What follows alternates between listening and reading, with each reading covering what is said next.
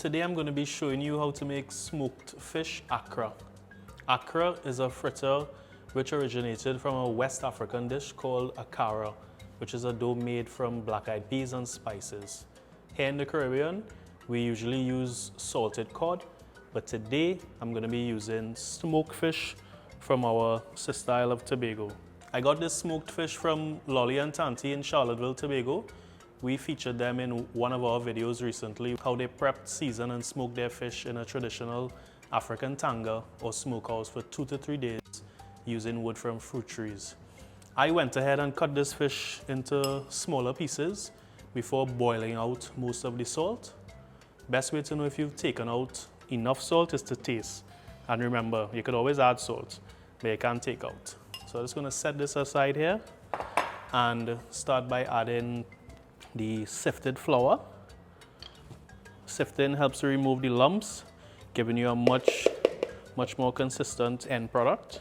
To that, you're adding in your baking powder, salt, black pepper, garlic powder, onion powder, and instant yeast. Salt and pepper to season, onion and garlic powder to add flavor, instant yeast to feed on the natural sugars and starches in the flour and release carbon dioxide, helping to leaven or raise the dough. Onion, pimento to give it that Caribbean flavor, and chive to also add some more flavor. Give that a good mix.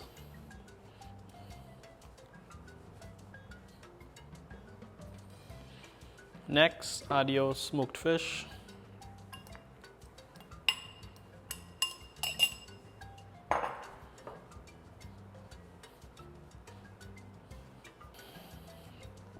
Right, and lastly, you want to add your room temperature water.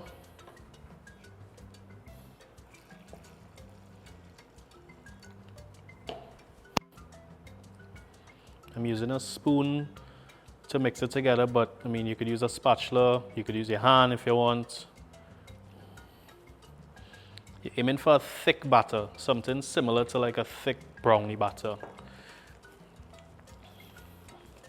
You definitely want to give this a good mix to incorporate all the ingredients. This right here is the consistency I'm looking for.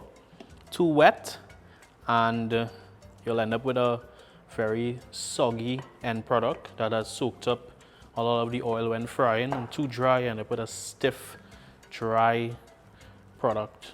So what I'm going to do now, I'm just going to cover this and allow it to rest for 90 minutes. And then we're going to fry. All right, so now our smoked fish Accra is ready to fry. How do I know that? Because the batter, as you can clearly see, has doubled in size.